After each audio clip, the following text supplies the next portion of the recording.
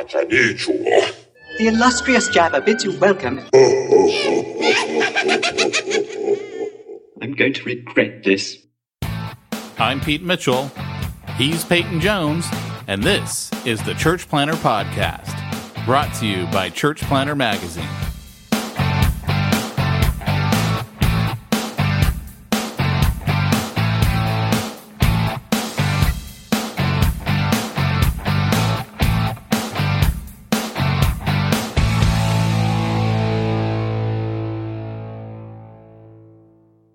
Hey, Church Planter, this is Pete Mitchell. And this is Peyton Jones. And this week's podcast is sponsored by... Nobody. Nobody. What I think is funny is we both did the same tune. I'm all, Menin, and you're all, nobody. Pretty much Mogiv. You know, I never made that connection before, Pete, because I think you came up with that jingle.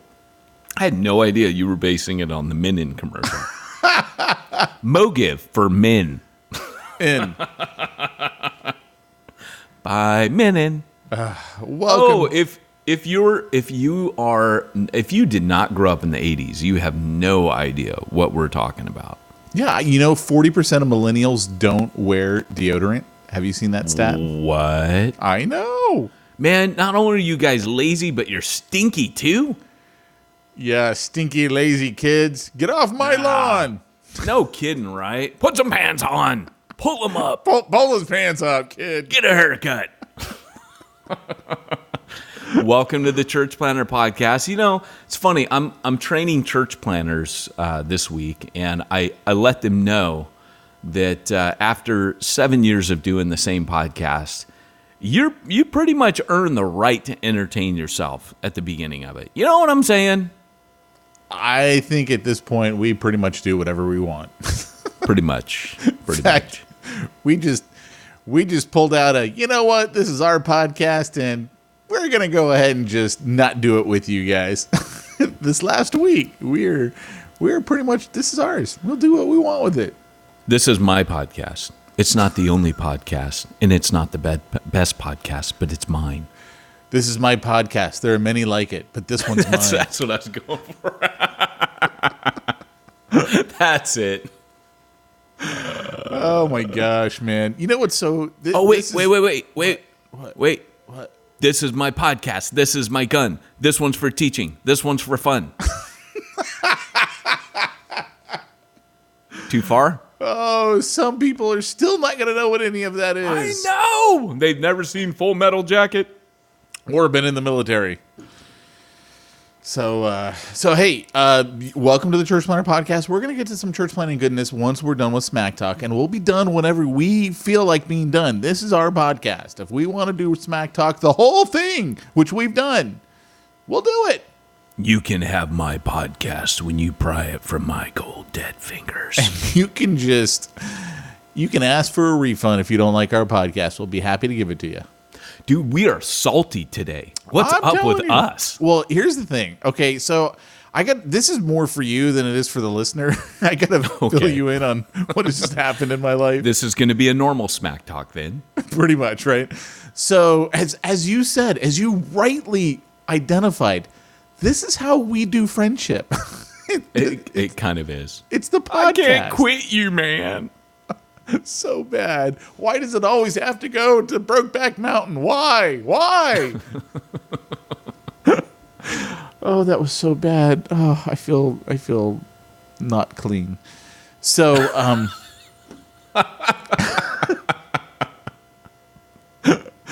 okay, here's the deal. One of my clients is merging with another company, and that other company needs my help, and I really don't want to do it. So I was telling Peyton earlier this week, so I gave him a proposal that was so outrageous that if they gave it to me, sure, I'd do the work, but I don't want it, because it was like, I think I was asking for $10,000 a month and 5% of all of the growth that I create for them. And then it was, or if you don't want to pay me $10,000 a month, give me $6,500 a month and 10% of all the growth I create for you. Which are basically my way of saying, I don't want to do this. Like, I have no desire to do it. So then my client like emails me and is like, I'm meeting with them on the 8th, and I'm pretty sure they're not going to take that. I'm like, good, right? I'm pretty sure I don't want to do it, but I didn't want to say that to the client. So they're like, what's plan B? So I go, well, option 1 is they take that, and we work together and I make them a lot of money. Option 2 is nothing changes, and I don't do anything with them. I just continue working with you. Option 3 is you guys just buy me out. just give me a lump of money and I'm gone. And then I'm not even in the picture at all. So I just spent the last 40 minutes on the phone with my client, and she was bringing up this side opportunity with them that I could totally do and totally run and totally make a bunch of money. And I'm like, oh, that one actually is tempting because I kind of don't want to work with the mothership. This would be more like just one little thing that I would be really good at. Everyone would be really happy and everyone would make a bunch of money. That would be my ideal. So I think that might actually happen. That's kind of cool. It could be. So that'd be good. Because, the one problem with dropping a client is it's kind of a lot of money that I got to make up for. So that's why I kind of don't want to just outright get rid of the client. But, sure. That's why, Pete, as I've often said, that church planning is the path to success and increased finances. Well, if you are like, hey, let's take that offering and let me go put it in my backpack before I leave. Thank you very much, everybody. It's pretty much the opposite. If you've listened to this podcast at all during the last 7 years, and dang it, if you haven't, where in the heck have you been? Well, but 7 years. We say the opposite. At this point, they're like, well, I was still in grade school. Yeah. So I think we're just coming on 6.5 years, right? Am I just adding time on there? It definitely seems longer, doesn't it? It seems more like a good 25, 26 years. I can say as an apostolic kind of guy, I don't tend to stick around on things this long. Oh, yeah. Yeah. I kind of like to fold things down and start new things. Well, that's part of my problem with this client. I've been working with this client like 5 or 6 years. And I was telling somebody, I was like, I don't think I ever held a job for more than like 2 years, maybe 3. I can't even remember if I held a job ever for 3 years. Because by that point, I'm like, dude, I'm bored. I'm done. Time to go on to the next one. And that's why like working with this one client for this long is like driving me up the wall. Less to do with them and more to do with me. It's not you. It's me. But this is how we do friendship. So, Yeah, no, I get you. Well, you got any smack? Other than that, I got a good one. So I know this isn't the From Concealment podcast, which you guys can find very shortly with another church planner that I'm doing. I see what you're doing there. I see what you're doing. You like that? You like that little plug? Yeah, that little side I saw plug? that. By the way, it was funny. Dan and I were recording episode 2 this week, and it's supposed to be like a 20, 25-minute podcast. And we're at like minute 40. I'm like, okay, we're way over, but we just got to go. And he's like, yeah, but it's kind of like the Church Planner podcast where we just start talking about everything. I mean, we started going off on everything. So, yeah. That's rad. But so last night had a shooting competition. I shot the white guy. And if you've never been to shooting competitions. Did you say I shot the white guy? Yeah, I shot the white guy. What does that mean? Oh, you shot the white guy on your... You're not supposed to shoot the white guy. Like, so in now, okay, I'm a little worried because you're saying I shot the white guy. Are you supposed to be shooting people of other? You're supposed to shoot the brown guy. Yeah. You're not. No, you cannot be serious right now. Oh no, that's totally what it is. The target's one side is white, one side is brown. Oh, white means hostage, civilian, can't shoot the white guy. Brown, because it's harder to see Oh, okay. Because I the thought perforations. we were about to have a serious, Intervention. more like a public relations issue for our podcast. Since my children are brown, I was just like, okay, we're gonna get some mail, Dude. and we're gonna be on the news, and I just better clarify what you mean here by I No, shot the white guy. It's actually a common joke in the shooting community because, like, this one guy last night, his name is believe his last name is White. I believe it's Michael White, but he's black. And every time he shoots the white guy, the head instructor goes, "Why'd you shoot the white guy?" "'Cause I didn't like him, sir." It's just like, That's rad. oh, it's hilarious, right? So anyway, last night I shoot the white guy, the guy you're not supposed to shoot, and I didn't make up the shot. So that's a 25-point drop. Like, that's a big drop to get. And that was just on one exercise, right, or one stage, as we call it. I still ended up getting third place out of 18. So I was like, all right.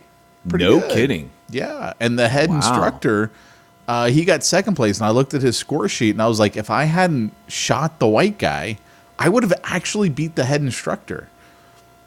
And I didn't That's look at rad. the guy who got first place. I didn't look at his score sheet. So I don't know if I would have beat him or not. But That's pretty dang funny.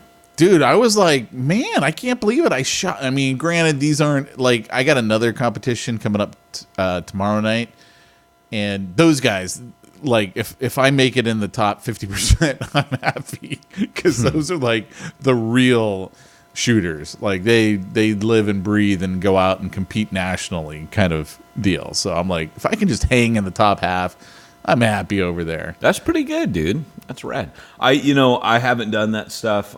You and I are long overdue to go do that stormtrooper thing. Do at we do Downtown the Disney. do we do the islands first and then we go shooting, or what, how exactly is it supposed to play out? Yeah, for sure, dude. You're gonna kill it in there. We're gonna go in there. It's gonna be like Jedi Mitchell, like shooting everything up, and I'm gonna be. My aim is gonna be as bad as a stormtrooper. I was gonna say you're gonna fit the part. I am. Yeah. Pete and I are getting ready to at some point, and this is going to happen this summer. It has to happen. We've been this getting summer. ready for the last couple of years, so When they first came out with that thing in Downtown Disney, it's like, hey, it says virtual reality, and it lasts like 12, 13 minutes, and you're in there and you're shooting stormtroopers. Or you are a stormtrooper. I can't remember which one it is, but maybe you get to choose. it wouldn't fit. Like, because if you're a good shot, you can't be a stormtrooper. Right? Like, that wouldn't. It's That would. true. The Star Wars nerds would come out like nerd raging on it. Like, no, you can't have that. So it can't be that way. But yeah, we're supposed to go do that. I tell you what I've been doing this week. I've been exulting in my beer drinking in a Baptist crowd. And I've not drunk beer in front of the Baptists at all. But I've been training. This is my final time to train for the Sin Network, and it's always good, dude. I always enjoy the people I get to train with, but I'm under contract now. I'm not an employee, so it's funny, man. We'll go out to eat afterwards, as we do, and I can't get a beer. I could get a beer, but I just won't. Like, it's not nice because some of those guys, they want to drink beer. They're exactly where I was. But it's fun.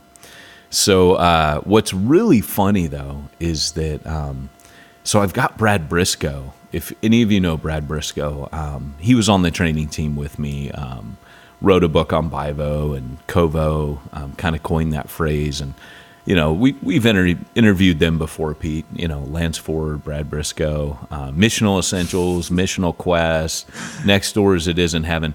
But what's funny about Brad I think they've actually blocked me on Facebook. I don't think so. One of them has, not Brad. I'm not going to say which one, but one of them has. Right. It's not Brad, but we don't want to say which one. But what's super funny, dude, is that like Brad he's seriously one of the coolest guys like you'll ever meet. Super cool. He's 58 years old. Is he really? Wow. Yeah. He looks good for 58. He looks younger than you and I. I know. I mean, Well, no that's- kidding. And every time he says it to me, I'm shocked. Like I forget it. It's like the dude is super fit. He looks super young. And when he busts out that he's 58, like he's crazy smart. Brad is a really bright dude. And he's just fun. But what I love about him is he's really serious, but he's mellow.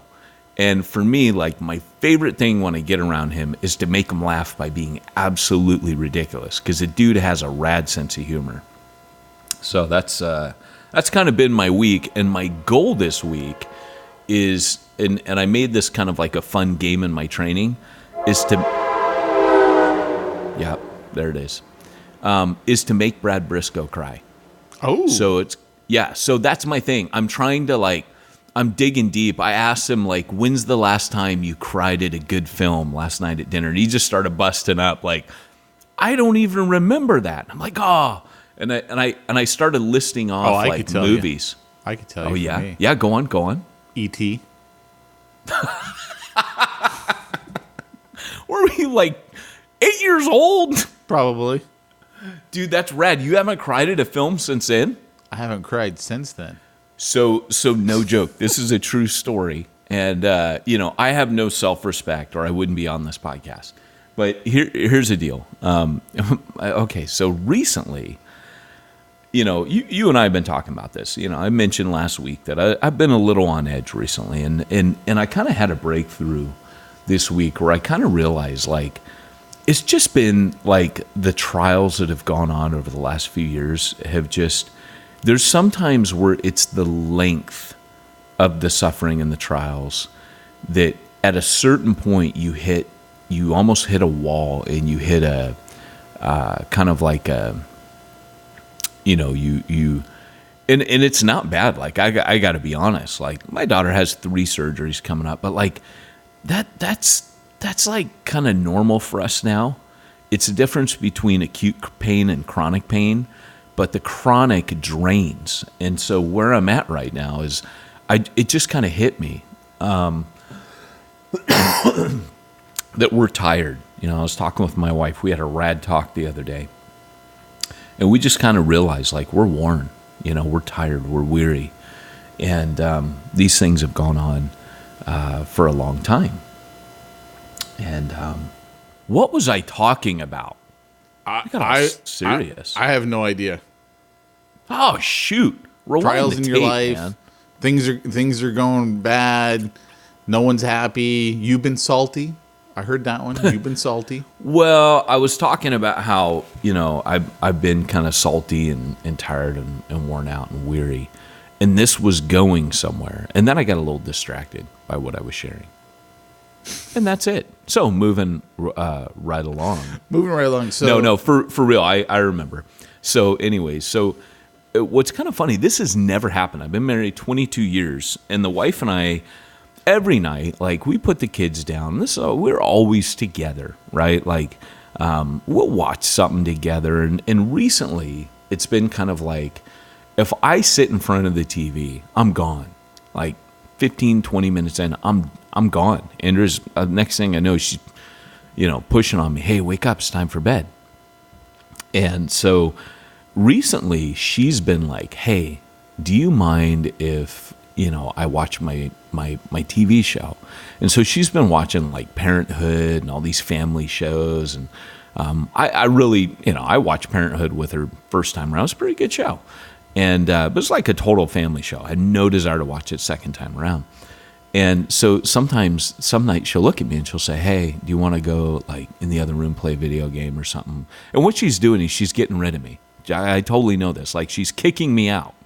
And I can say, no, but like right now during this time, I want her to have like whatever she needs. I just don't want to watch it, but I want her, like, that's kind of, in a way, it's kind of like where she's coping, is like that show's like her little treat. And so I don't want to come in and go, no, I want to watch, whatever stupid thing I want to watch. So anyways, the other night, I'm in the dining room. My computer's on the dining room table right now. And so, and I'm in there, and I can see the TV in the reflection of the glass. and she's watching Parenthood, and there's this one scene where it's like super emotional, and there's like the fireplace that floats in the middle of the room between the living room. It's like the stone fireplace, see through and all that, yada yada.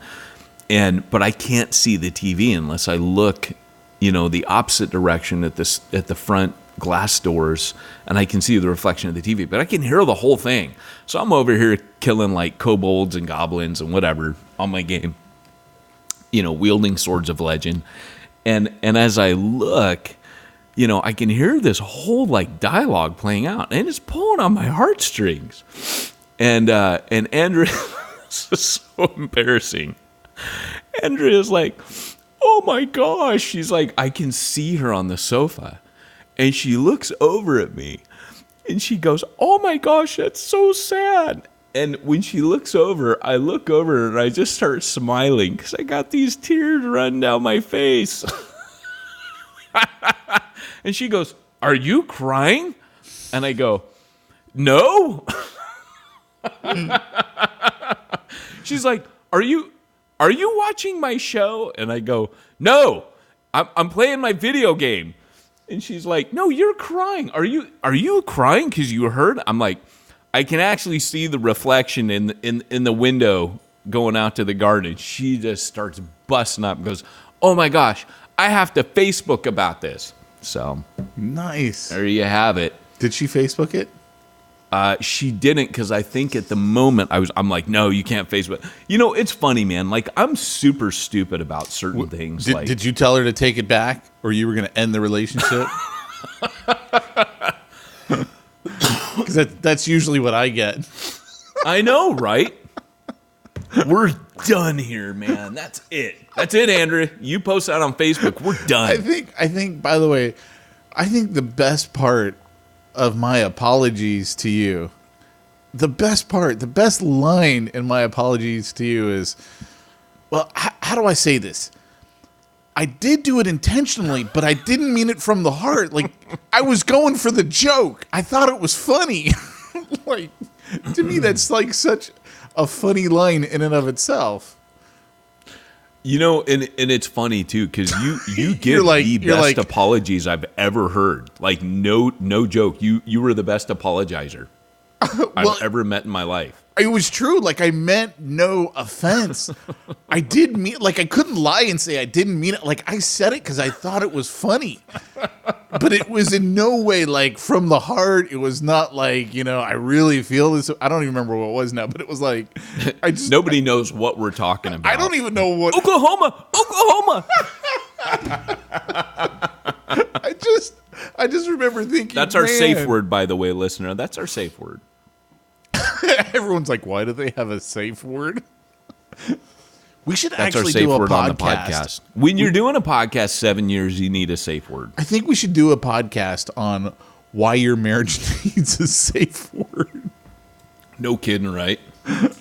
Andrew and I used to have one. We used to have a word that we would, and we'll get into the podcast in a minute. We used to have a word that we would use when it was time to go. You know how like you're hanging out with, and you're in ministry and you're hanging out with people and like they're not leaving or you're out and it's like, it's time to go home and you don't know how to signal each other. And Andrew and I, before we were married, we had watched this movie called Far and Away with Tom Cruise and Nicole Kidman. And if you've never seen that movie, it's actually it's a Ron Howard film, so it's a good film. But you got to ignore that it's Nicole Kidman and Tom Cruise. But it's actually a really good movie. And there's they have a code word in that movie, and it's Captain Moonlight. And so that was our word. We'd look at each other and be like, "Hey, Captain Moonlight." That was a signal. It meant nothing. And don't you think people were like, "Okay, you can't even work that one into a conversation"? Nope. No, and nobody ever once said to us, Captain Moonlight, what's that? I don't even think people heard it. And we started using it when we were in Wales. So it was kind of like, I think they're just like, these crazy Americans. Yeah, well, Captain that's Moonlight. probably true. Yeah. Yeah. I don't think they understood what we were saying half the time. That's funny. If you listen to my other podcast, which is Ministry Ninja, second episode dropped this week, and it's so funny though because Barry's accent on that thing is so Welsh. I mean, when he was here, his accent kind of moderate, but I mean, Barry lives in a Welsh-speaking part of Wales, and I've said this before that is a complex language surpassed only by Russian, which is where original Celtic supposedly came from. Was the Volga River Valley in Russia. So migration happened, and his accent, oh my gosh, like please is Asquelacantha. So it is a very complex language, but when he's talking, he's like, well, I don't know that I've ever thought about that before. And it's just... How do you think Melissa's going to sound when she comes back? Oh my gosh, I guarantee you when she comes back, she'll have that lilt that I used to have when I would come back and people would be like, oh man, the way you're talking, it's like, because the end of sentences go up like a sing-song. So you'd be like, oh, that's a good one, that, there's like this lilt that comes at the end of sentences. And interesting. Barry is very well. Even the South Wales Welsh, it's very industrial down there. They will say, "Oh, that's the Welshy Welsh." So Barry's in a Welsh-speaking community, and so his accent's very thick on that thing. I don't know if people are going to understand what he's saying half the time. Sorry, Barry. I know you listen to this podcast, but be yourself. Hey, Barry, you do you. You be your Welshy Welshness. You're good. You do you. Oh my gosh. Yeah, he just texted me. He said, I'm a Pete Mitchell fan. And I was like, I have no idea what he mean. I don't know what I said on last week's podcast. And then I had to remind you that you said I said I have no fans. So I don't know what I was talking about, but that's kind of the way I roll. I have no idea what I'm saying half the time. You had made the comment you didn't know if there were any Pete Mitchell fans out there, and you found the one. I found the one. And it's Barry. Come on, it's Barry. Yeah, now I feel betrayed. I don't know if I can have him as a co-host in my other podcast, Ministry Ninja. See what I did there? Wait. Here's one of my favorite quotes of all time. And I won't be late next week. Oh, that was so funny. Oklahoma. Oh, it was so funny when you go, on last week, that's gonna be a new soundbite. Oh, I know. I can't even remember what that was. I don't either, but I was dying. Yeah. That was funny. Yeah. All right, well, hey, let's get into today's topic. All right, hold on. Doc. Great Scott! It's time for this week's topic. Let's get down to the nitty-gritty. Come on. Okay, we'll do that. Yes, it is time. Sorry to interrupt. I always forget that the second soundbite's on its way. I frequently interrupt him. Yeah, little nacho. You know what's funny, though, is I don't know if it's still this way on this current tool that we're using, but always on the old tool, even if I talked, it would totally override me. It was funny. So if I was interrupting on the podcast, you would hear me in the background go. I have no idea, actually. I don't know. Yeah, I guess Barry will tell us. You and I don't actually listen to our own podcast. So. I used to listen to every episode. Me too. And if I do, every once in a while, I'll be working in the garage or in the yard or something, and I'll have a podcast on because I'm doing manual stuff. I like to listen. And I'll be listening to other podcasts. And when that's, phone's in my pocket, it'll sometimes pick up our podcast. And if I start to listen to it, it's funny. At least we're funny to us, man. Yeah. That's all I'm saying. So I feel bad for the guys who come on and they're like, oh, Church Planner Podcast. And they get on here and they're like, a letdown. What in the heck is this? And it's kind of almost like Fight Club. Like there's a special initiation into this, you don't talk about the Church Planner Podcast. Before we actually get into the subject material, you reminded me of something that happened one time. I was hanging out with a bunch of these pastors, and one of them had made a comment, I haven't seen the Passion movie yet. I remember going, you haven't seen The Passion? You're a pastor. And he goes, well, in all fairness, I did read the book. Oh, that's funny. So I kind of feel that with our podcast. You haven't listened to your own podcast? In all fairness, I was there when it was recorded. But, I've always, I can't listen to my own sermons. I cannot stand myself. I preaching. can't listen to your sermons either. Oh yeah, well, That's because I'm up best north and preacher in. No, just joking. See, you can't say things like that, and It's because I'm So- up north and you're down south. That's the only reason why I can't listen to yours.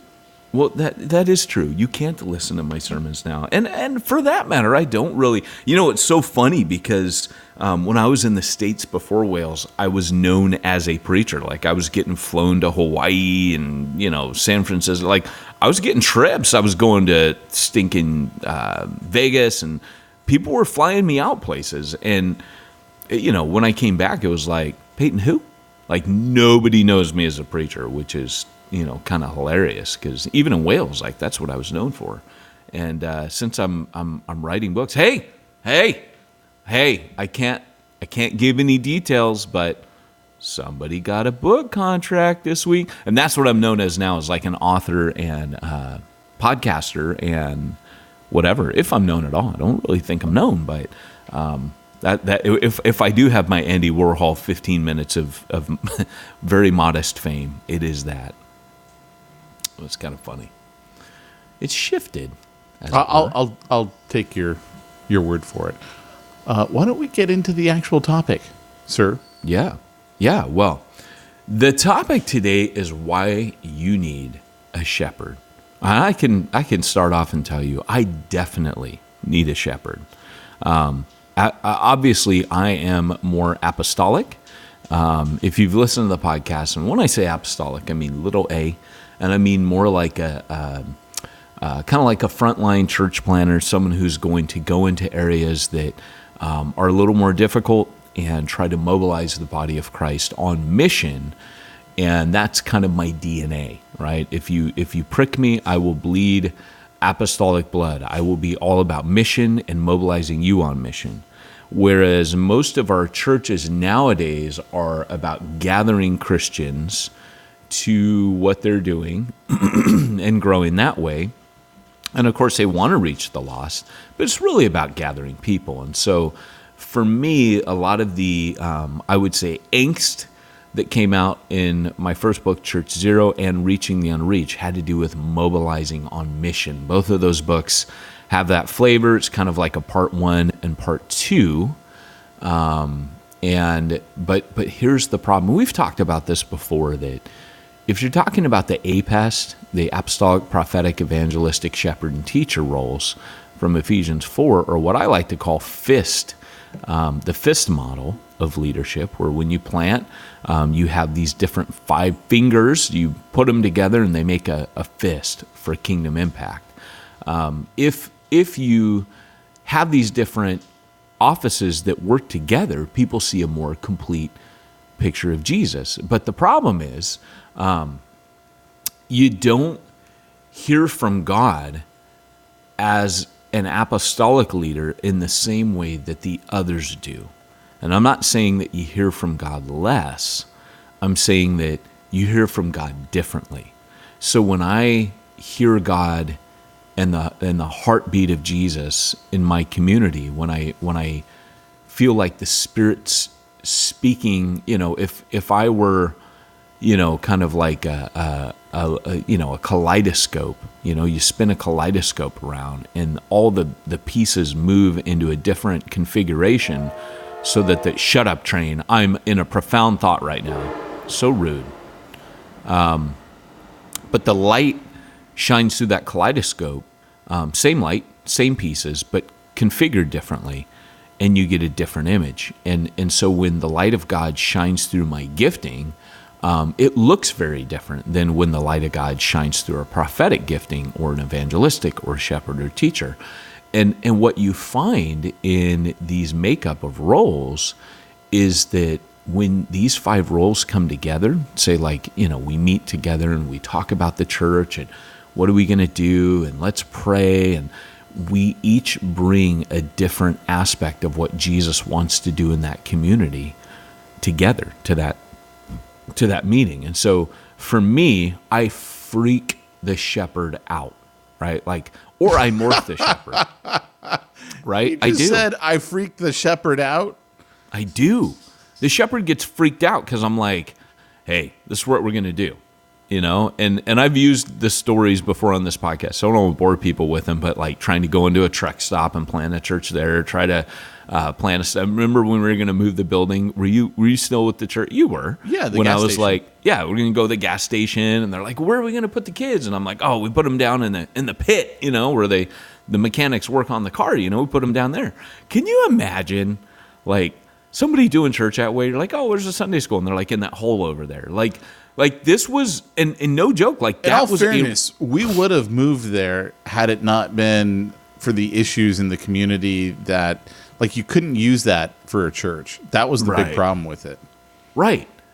But to me, that was a sane idea. And now after the shepherd on our team started speaking into it, well, Peyton, like, people aren't going to want to go put their kids in a hole.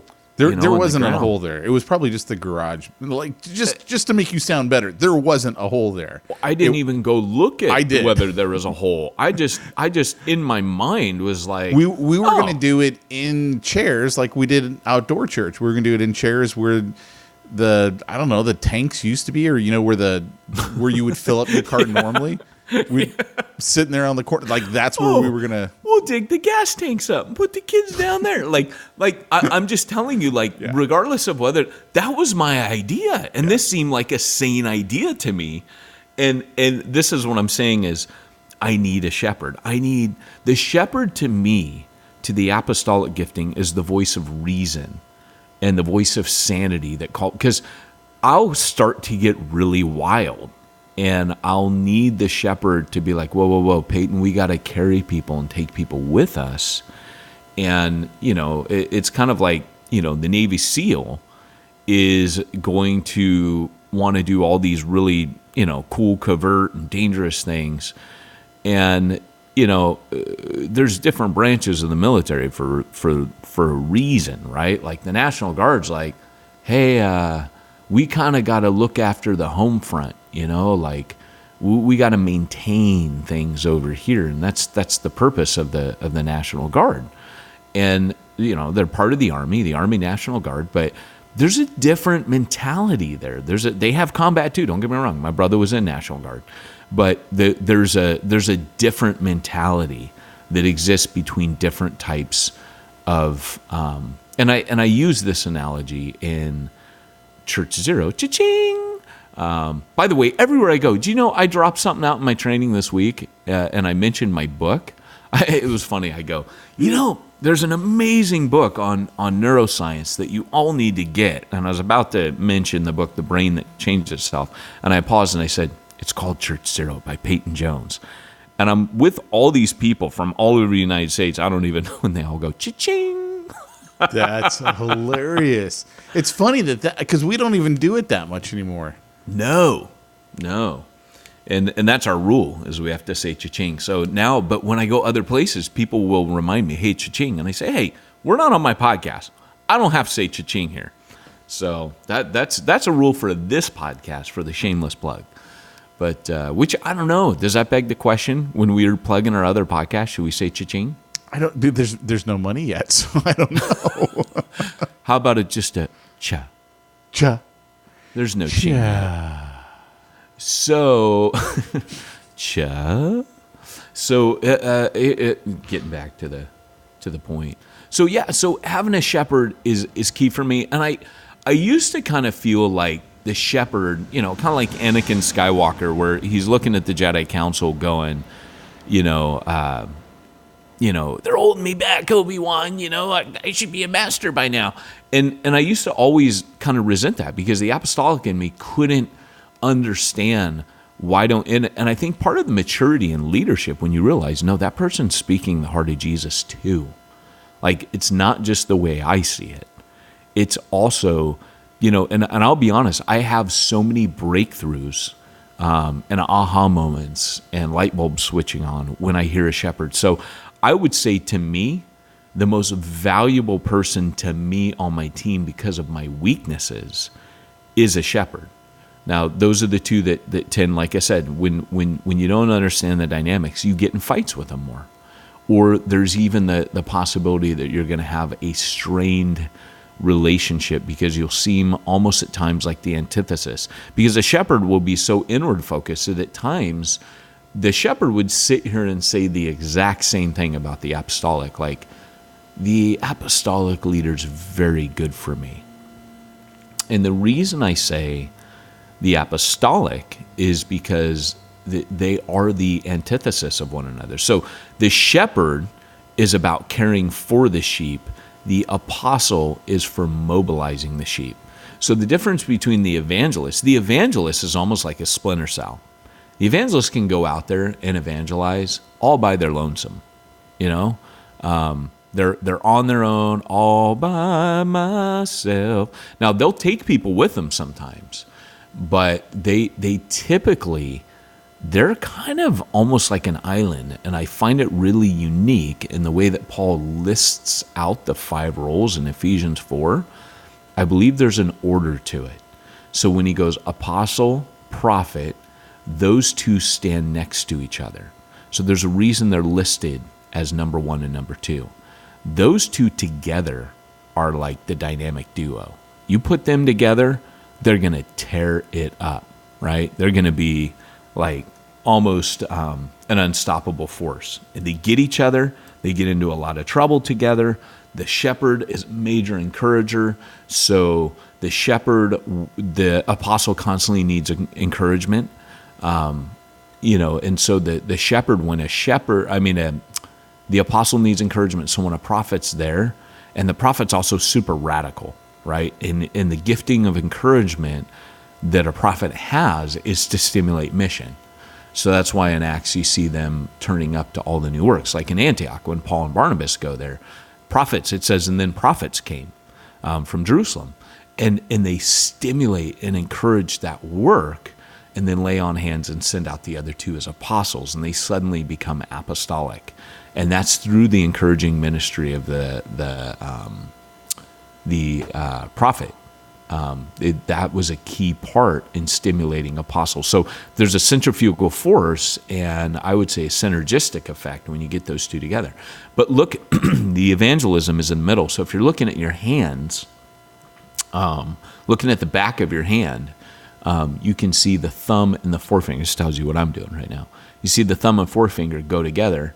Those are those 2 roles. Then the middle finger, don't take that too far. They do bring the offense of the gospel. That's why usually when I'm naming them on in a conference, I'll say, they bring the offense of the gospel. Not much more to say about that. And they stand alone a lot. But then the ring finger is the shepherd, because he's all about relationships. And the pinky finger is about exactness and scriptural delicacy, theological accurateness. So I always use the imagery of a guy drinking a teacup with his pinky extended. It's about the theological etiquette. But those two, if you look at the ring finger and the pinky, those are close together. So shepherds and teachers often serve together, and they get one another because they're the 2 conservatives. And so when you look at this, I believe that the lone finger in the middle, the evangelist, needs the other 4 to keep him or her balanced. That the evangelist is such a wild card, and still there's a 3-to-2 ratio of radicals to conservative, the evangelist being the last radical. So it's apostle, prophet, and evangelist. And I didn't mean to go this deep into the APES, but my point is, if you look at the way it's listed, the apostle listed first is balanced by the shepherd on the other side of the evangelist. And the next one, the prophet, is balanced by the one 2 spaces away from it, which is the teacher. So the prophet and teacher balance each other. And we could talk about that a whole nother podcast. Prophets need teachers. Teachers need prophets, because they are the balance to one another. The word and the spirit are balanced through those roles. And I would say very, very, very few churches have the word spirit balance right. But the apostle and shepherd, they balance the outward inward focus. So the apostle is constantly mobilizing the church out, and the shepherd is constantly caring for those within. He's looking towards the health of the body. He's saying we gotta make the body healthy. We gotta make it strong. And the apostle's saying, no, we need to make it move. We need to create movement and make it dangerous. And those are the tensions that exist. And which one is Jesus in for? He's for all of those, right? They're different aspects.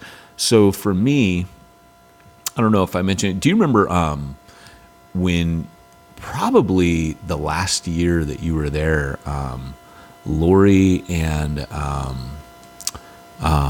shoot, I can't believe I'm blanking out. Jeff, yes, Lori and Jeff.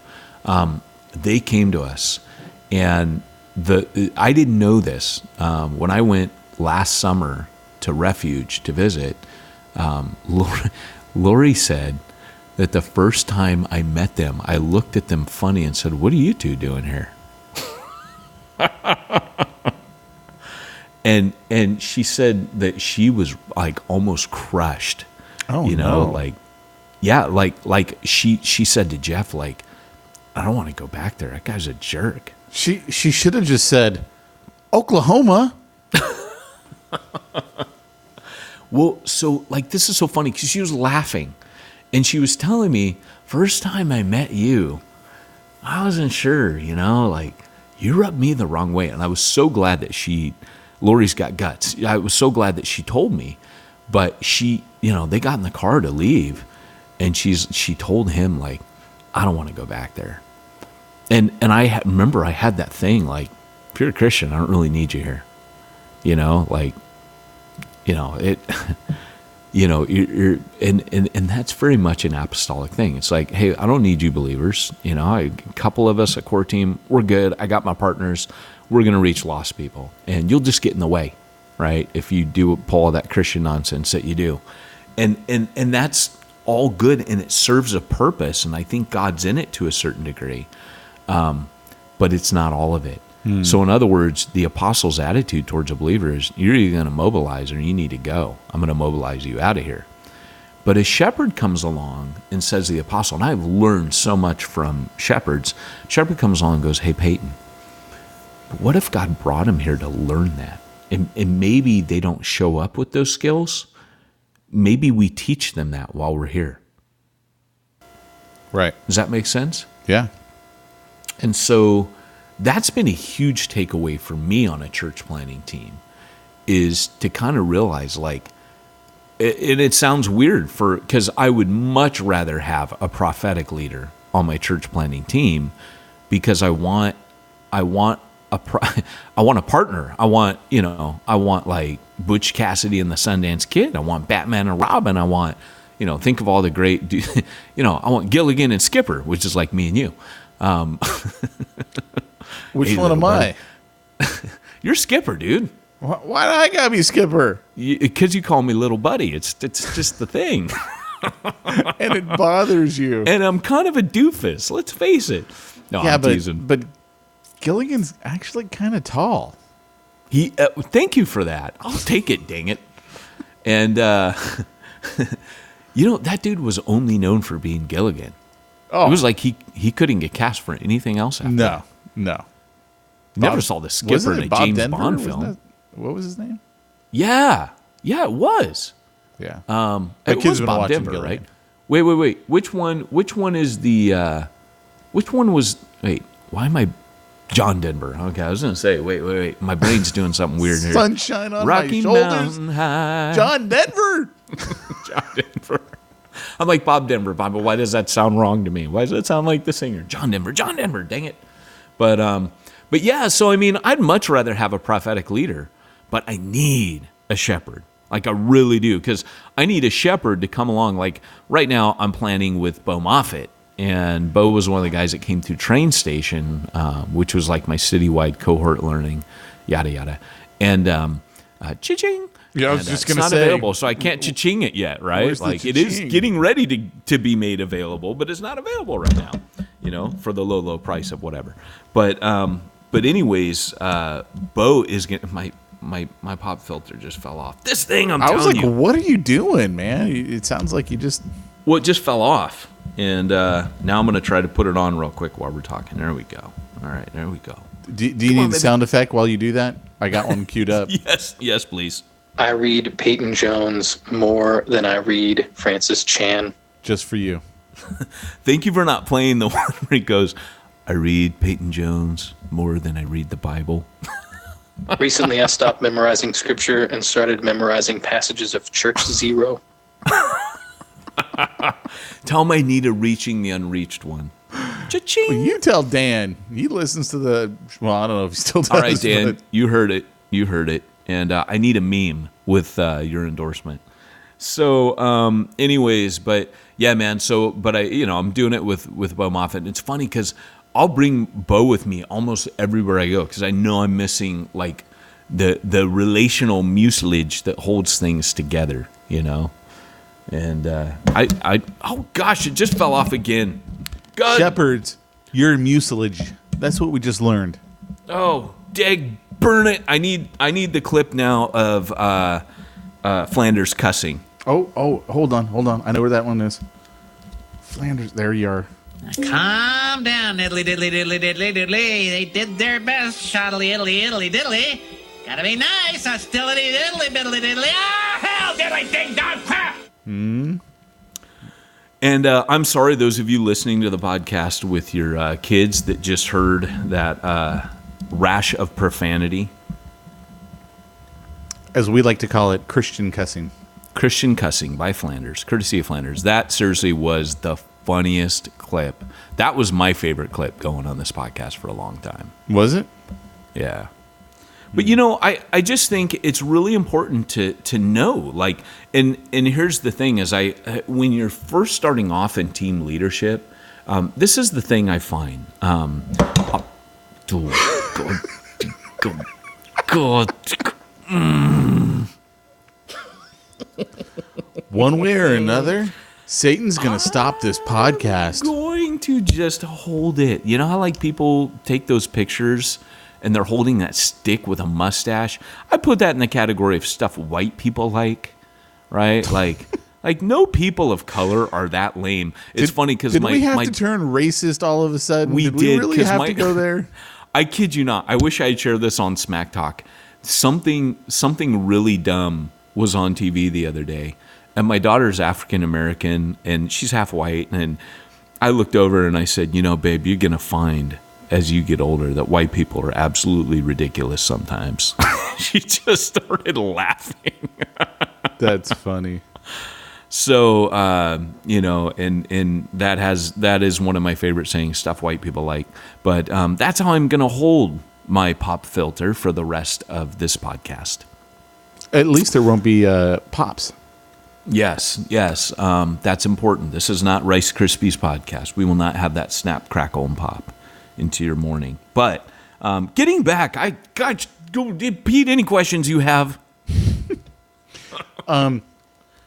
So if I needed to like pick up a shepherd for my church plant, is there like a place where they all hang out outside and I can just drive up and, Costco, not Costco, Home Depot. You'll see them standing outside of Home Depot. You go there, you should report it to the IRS, when you use them. But when you use your day labor shepherds? Yes, your daily shepherd. Hey, need a shepherd for the day. What's your rate? And normally they'll tell you, okay, but I won't dig. No digging. You know what I find really interesting about the whole shepherd and versus teacher phenomenon? Because whenever you see using the churches that are following the Moses model, right? You got your lead pastor and everyone else is basically an underling. And the lead pastor leaves for whatever reason. His choice, church's choice, whatever. People's choice. A word. And the person who replaces them, if it was like a shepherd who left and you go to a teacher, then everyone's like, oh, I miss how much the pastor, he used to really care about us. This guy, not so much. You know what I'm saying? Like, yeah, and you need that. Like if you've had that, I think with any of these roles, once you've had it, and I think this applies all the way across. If you've had an apostolic leader, you're kind of not the same after that. If you have a shepherd, you're not the same. You've tasted that. If you've had a teacher, a really good teacher, you need that. You'll always.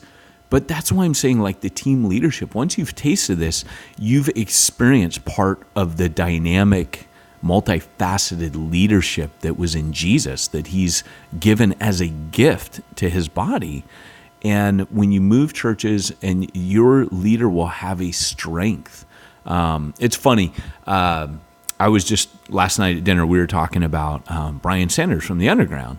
And before, like, people kind of knew Brian, he was a part of my mobilization track for Exponential. And I knew we were going to be friends because I have this really funny story. Can I tell it real quick? I'll get to my point. Why would we stop now telling our stories? I got to say, like, this is the best Brian Sanders story. So he leads Tampa Underground. Amazing. Alan Hirsch says it's the most amazing church in America, and I would agree right now. But what Brian, so they go, oh, can you pick him up at his hotel and drive him to your track? So I get this call when we pull up on the parking lot. We're at Mariners in Newport for Exponential West, and it's like a couple years ago, and we pull up there, and I'm talking to Brian. He's cool. He's funny. I'm making him laugh. He's kind of like Brad. Like, he's not crazy. He's pretty sedate, but he's cool and he's funny, and so I'm making him laugh a little bit, and then we pull up. And we get out of the car, and I, like, totally rip this fart in the car, right? Like, when he gets out first, and I grab something, and I trap a fart in the car, and close the door. And we're walking out, and I get this call from Terry Saliba, who runs, the events at Expo. And she goes, oh, Peyton, we had to move your room. You're in this room now. And it's, where are you at? And I tell her, and she goes, oh, you got to go to the other side of the campus. And it's huge. Like, it's like a block. So I go, oh, Brian, we got to go back. And I look at him and I go, hey, Brian, we going to be friends? He goes, yeah. And I go, because I totally trapped a fart in the car. So I'm going to open my car door and we got to let it air out. And he starts dying. He goes, oh, dude, I could totally tell we're going to be friends now. And I'm like, man, that's just how I roll, I just got to shoot you straight here, Brian. I trapped a fart in the car and we got to get back in it. So, dude, But once again, we're so happy that you listened to the Church Planter podcast. Thank you so much for joining us after 6.5 years. Yeah, somebody once told me people can't follow you and learn from you if they can't respect you. And I hope you can still learn from me. I fart. It's true. I do. And I'm pretty sure Jesus did too. So I hope you can still learn from him. Can we use it the Christian way? I pass gas.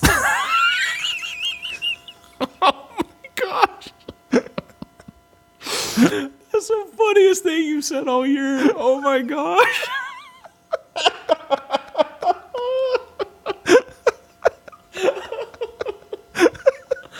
Oh my gosh. Oh my gosh. Okay, that is my favorite. Okay, that needs to be a soundbite. Okay, going back. Oh my gosh. So Brian and we got each other big time. And, he's a prophet, I'm apostolic. And that's what I was saying to Brad last night. I go, in the few times I've hung out with Brian, I'm pretty much picking up, he is a prophet. And Brad goes, oh my gosh, totally 100% a prophet. And so here's the thing, like, we were at this thing, Exponential does this really cool thing where they get all these kind of like movement makers and heads of networks together. It used to be called Future Travelers, but anyways, they were meeting in Long Beach, and we were hanging out there, and Brian, this is such a prophet move. Brian walks in, and like some of the leaders, like Larry, Deb Wackemeyer, they're hosting it, and these are all kind of like Exponential dudes, and Bill Kokenauer, who kind of runs that aspect of it, and Terry Saliba, and a couple other, just one or two other of like the speakers and what have you. And we're all hanging out like in this, in the room where it was going on. They got this like kitchen at the back of it, and we're all hanging out. And Brian walks in, and he looks super burdened and heavy, and he walks in and he goes, Bill, what are we doing here? Which is such a prophet thing to, like, you question everything. Is Jesus even in this? And he just goes, Bill, what are we doing here?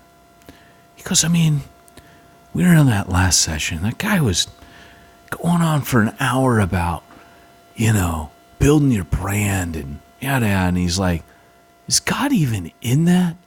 I mean, the dude didn't even pray. He's just like so burned. And everybody's standing there like, don't know what to do. But oh my gosh, man, it was so freaking funny because that is a prophet. And, I could go a long way with those dudes. Like I get them. That's not how I'm wired. But I love that because it's radical and it's disruptive and it's hey, before we mobilize, let's get on our knees. Let's seek the face of God. I need a prophet. I need that dude. I need that dude who's tapping in to the supernatural and wants to boil it all down and shut it all down and restart it. That's what apostles do as well. So anyways, but yeah, you need a shepherd, and we're running out of time. So Pete, while you're doing all this team leadership, man, how do you get things done like the bookkeeping, the church finances, yada yada yada? Well, I'm glad that you asked, Peyton, because I've actually reached out to a good old boy, a church planter, who now runs a company called SimplifiedChurch.com. Josh Henry over at SimplifiedChurch.com. I tell you, I hit him up and I say, Josh. And he says, what, Pete? I'm kind of busy here. I say, Josh, here's what I need from you. And he hooks me up. He helps me out with tax statements.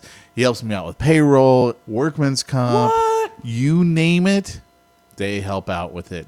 Josh. What in the heck is that website, Pete? SimplifiedChurch.com. What? All right. Well, hey, guys, thanks for joining us for the podcast today. This has been Peyton Jones and Pete Mitchell. Head on over to SimplifiedChurch.com and tell them Peyton and Pete sent you. And in the meantime, if you want to reach the ones nobody's reaching, you need to go where nobody's going and do what nobody's doing. The Church Planner Podcast isn't the podcast that planners deserve, but the podcast they need.